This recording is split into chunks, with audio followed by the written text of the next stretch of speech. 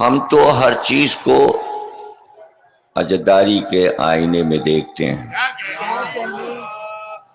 اور اہل بیت سے محبت کا ثبوت یہ ہے کہ اگر ہاتھ میں کوئی کتاب بھی اٹھا لی تو تلاش یہی ہوتی ہے کہیں ذکر اہل بیت ہے، تبھی ہم کو وہ کتاب اچھی لگتی ہے، وہ اخبار اچھا لگتا ہے۔ دیکھیے محبت کے یہی ثبوت ہیں، قُلْ لَا أَسْأَلُكُمْ عَلَيْهِ أَجْرًا إِلَّا الْمَوَدَّةَ فِي الْقُرْبَى، قربہ سے مودت کرو۔ اللہ نے مودت کا لفظ اس لیے رکھا کہ ایک نیا لفظ ہو۔ محبت بھی عربی ہے، عشق بھی عربی ہے، الفت بھی عربی ہے، محبت کے سارے لفظ عربی زبان کے ہی اردو میں رائج ہیں، لیکن قرآن نے ایک ایسا نیا لفظ دیا کہ جو رہتی دنیا تک زندہ رہے گا، اور اس لفظ کو کوئی اپنے والوں کے لیے استعمال نہیں کر سکے گا۔ مودت کا لفظ اصحاب کے لیے نہیں ہے، مودت کا لفظ ازواج کے لیے نہیں ہے، مودت کا لفظ رسول اللہ کے لیے نہیں ہے، مودت کا لفظ رسول اللہ نے اپنی اولاد کے لیے دیا ہے۔ ان سے مودت کرو، ہوگی تو میں سمجھوں گا کہ تم مجھ سے محبت کرتے ہو، ورنہ مجھ سے محبت کرنے کا دعویٰ نہ کرنا۔ مجھے تمہاری محبت نہیں چاہیے، ان سے محبت کرو تو میں سمجھوں گا تم نے مجھ سے محبت کی۔ اس لیے مودت کا لفظ صرف اہل بیت کے لیے، تو محبت اس کا ترجمہ ہے۔ مودت کے معنی کیا ہیں؟ مودت کے معنی یہ ہیں کہ جس سے محبت کی جائے، جب بھی دل میں اس کی یاد آئے یا اس کا ذکر ہونے لگے تو فوراً تمام لوگوں کو بتا دیا جائے کہ اس وقت ہمارے دل میں مودت جو ہے اس کی کیفیت یہ ہے کہ ایک جوش ہے سمندر جیسا جو دل میں ابل رہا ہے۔ تو جب ابلنے لگتا ہے محبت کا چشمہ دل میں اہل بیت کے لیے تو ہم چلا کے کہتے ہیں درود پڑھو۔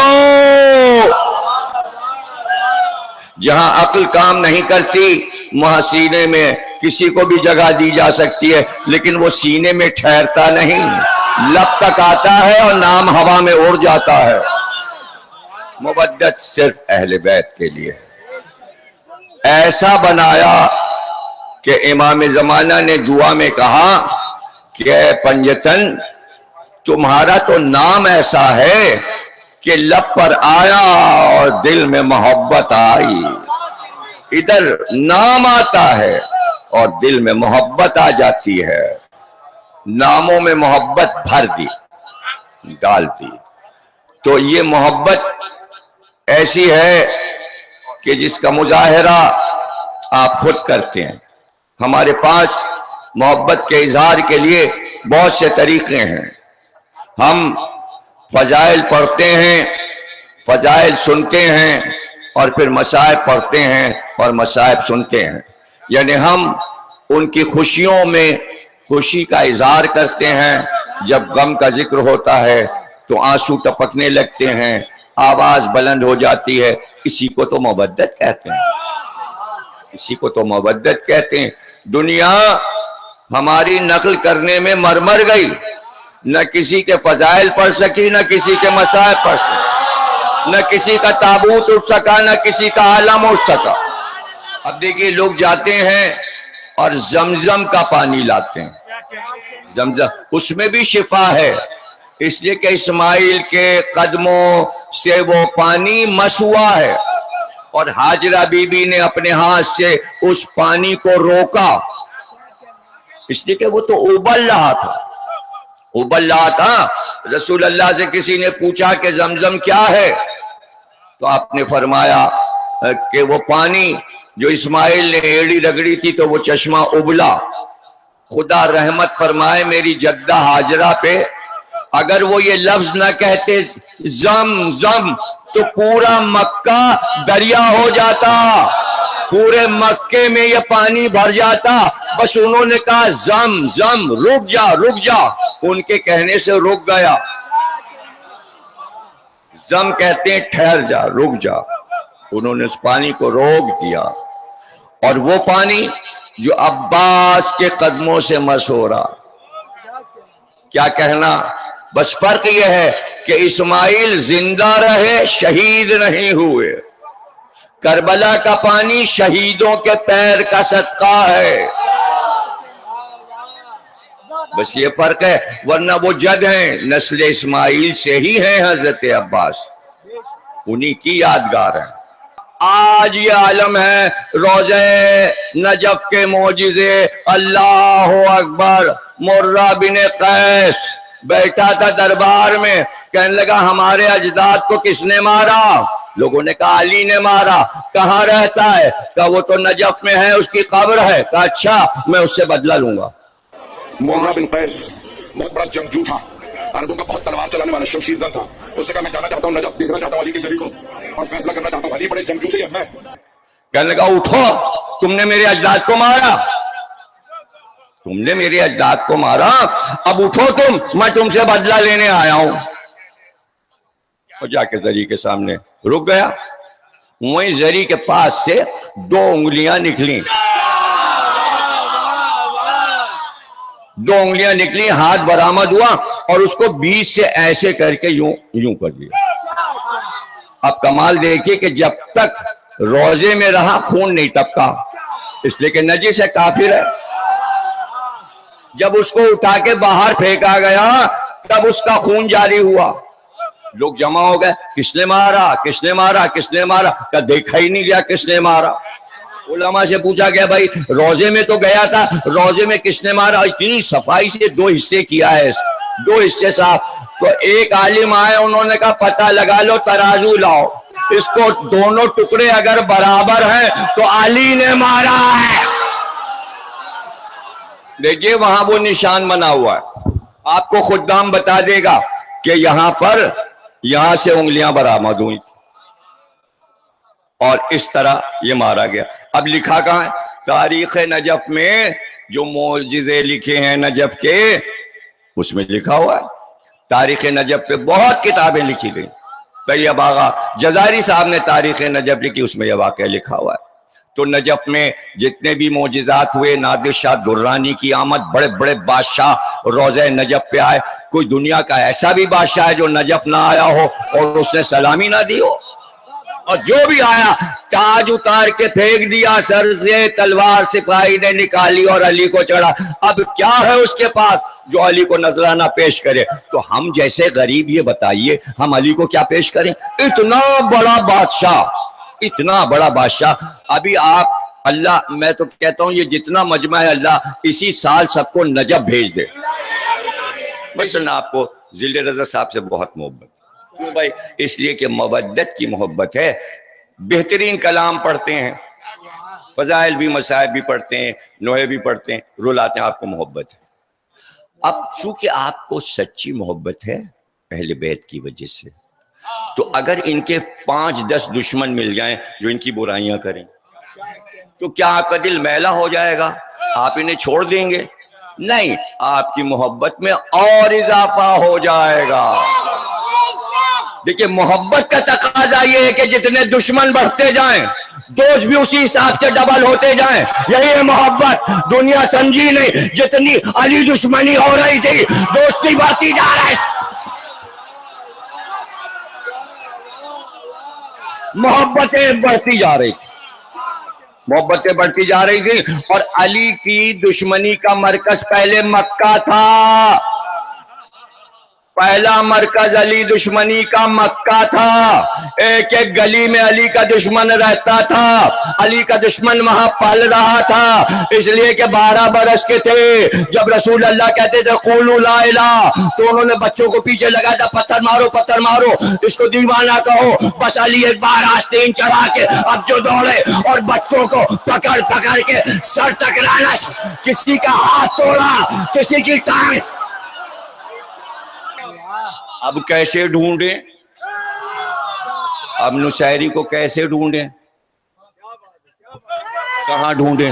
تاکہ ایک آدھ ملتے تو انٹرویو ہو جاتا تھا، ان کی کتابیں پتہ چلتی، کوئی کتاب لکھی ہے، کیا طریقہ ہے، کیسے ہیں، کس کی نماز پڑھتے ہیں، کیا عبادت کرتے ہیں، روزے رکھتے ہیں کہ نہیں، مرتے ہیں تو کیا ہوتا ہے، کیسے دفن ہوتے، کچھ پتہ ہی نہیں، کچھ پتہ ہی نہیں ہے۔ اب تک اتنی ریسرچ ہو گئی، دیکھیے جتنی چیزیں میں نے مجلس میں پڑھی سب پہ ریسرچ ہوئی۔ میں نے دت قوم پہ مجلس پڑھی آج سے 15 برس پہلے، اب سب جاگے کہ حسینی دت کیا ہوتا ہے۔ میں نے اصحاب رسول پہ مجلسیں پڑھی تو لوگوں کو ذرا ہوش آیا، میں نے اصحاب علی پہ مجلسیں پڑھی تو لوگوں کو کچھ نام یاد آ گئے، میں نے اصحاب حسین پہ 3 اشے پڑھے، لوگوں کو کچھ چیزیں بنا کے فیس بک پہ یوٹیوب پہ ڈالنے لگے، تو بھائی نصیری پہ بھی ایک ڈاکومنٹری بنا دو نا۔ ارے انٹرویو لے لو، جیسے دت پہ بنایا ویسے ہی نصیری پہ بھی بنا لو۔ جب ہم نے پڑھا تھا تو ہمارا مذاق اڑایا گیا تھا کہ دت کون سی قوم ہے، اب تو سب بیٹھے ہوئے امامہ باندھے دت پہ بول رہے ہیں۔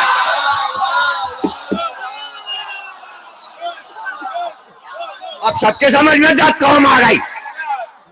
جب ہم نے پڑھا تھا لاہور میں تو ڈان اخبار نے چھاپا تھا، اس وقت ہماری تقریر چھاپی تھی، تب بھی لوگوں کے سمجھ میں نہیں آئی تھی۔ انتظار حسین نے پورا کالم لکھا تھا میری تقریر پہ کہ دت قوم کا تعارف ضمیر اختر صاحب نے لاہور میں کرایا ہے، جو امام حسین کا غم مناتے ہیں اور وہ ہندو ہیں۔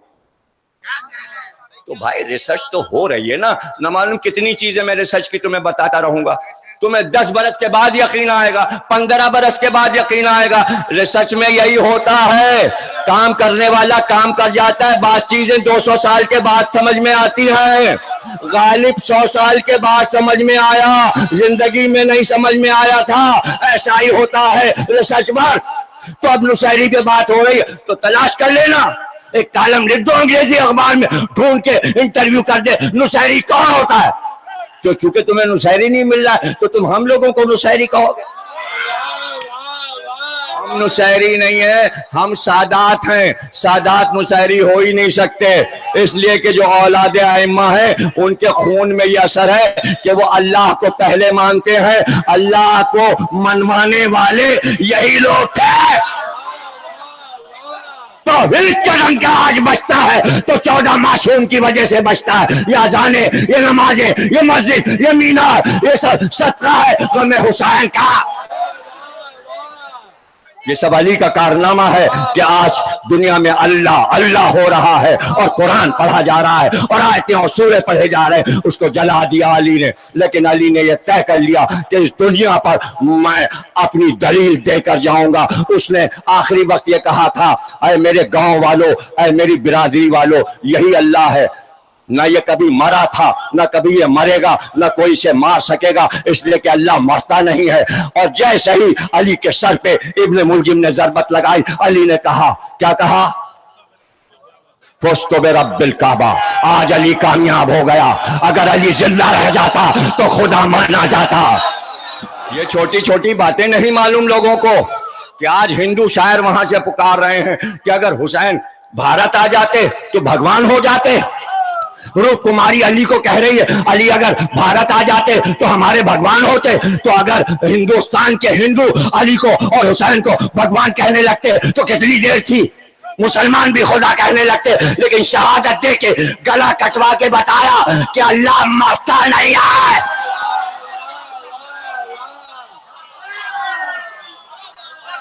ہاں یہ ضرور ہے کہ نیزے پہ سر قرآن پڑھتا ہے تاکہ عام لوگوں کی موت سے فرق ہو جائے۔ تم مرتے ہو تو مر جاتے ہو، ہم مر کے بھی زندہ رہتے۔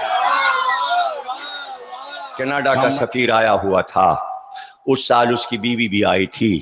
اطلاع یہ ملی کہ محرم کا جلوس عاشور کا نکلے گا۔ سفیر کی بیوی نے، ایمبیسیڈر کی بیوی نے کہا ہم بھی چلیں گے۔ ڈائری اپنی ساتھ لے لی تاکہ ہم جو کچھ دیکھیں گے لکھیں گے۔ اس نے پوچھنا شروع کیا، یہ علم کیا ہے؟ بتایا گیا ترجمہ کر کے، یہ عباس علمدار کا علم ہے، یہ حسین کے بھائی ہیں ان کی یادگار۔ تابوت کیا ہے؟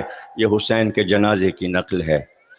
تھوڑی دیر کے بعد اس نے دیکھا ایک ننھا سا جھولا ہوا سے ہلتا ہوا آیا۔ اس نے پوچھا یہ کیا ہے؟ یہ کیا ہے؟ کہا یہ بچے کا جھولا ہے۔ کہا یہ جلوس میں کیوں آیا ہے؟ کہا حسین کے لشکر میں ایک سپاہی 6 مہینے کا تھا، یہ جھولا اس کی یادگار ہے۔ اس نے پوچھا تو اس بچے کے ساتھ کیا واقعہ ہوا؟ کہا حسین پہ پانی بند ہو گیا تھا 7 تاریخ سے، خیمے میں پانی نہیں تھا، بچے بھی پیاسے تھے۔ عاشور کے دن یہ بچہ بہت پیاس سے تڑپ رہا تھا۔ اس 6 مہینے کے بچے علی اصغر کو حسین اپنے ہاتھوں پہ لے کر لشکر کے سامنے آئے اور کہا اگر ہم تمہاری نظر میں خطا کار ہیں، ہم کو نہیں تو اس بچے کو تو پانی پلا دو، اس نے تو کسی کی خطا نہیں کی۔ تو اس نے کہا پھر پانی دے دیا؟ کہا نہیں، ایک قاتل ہرملہ نے کمان میں تیر جوڑا، بس یہ سننا تھا کہ وہ بے ہوش ہو کے گر گئی۔ بے ہوش ہو گئی، جب اسے ہوش میں لایا گیا، اس کے چھوٹے چھوٹے بچے بھی اس کے ساتھ تھے، بس جب وہ ہوش میں آئی تو بار بار یہ کہتی تھی بچہ مرا تو نہیں، وہ بچہ مرا تو نہیں، وہ تیر اس بچے کو تو نہیں لگا، بس یہ کہہ دو کہ وہ تیر بچے کو نہیں لگا۔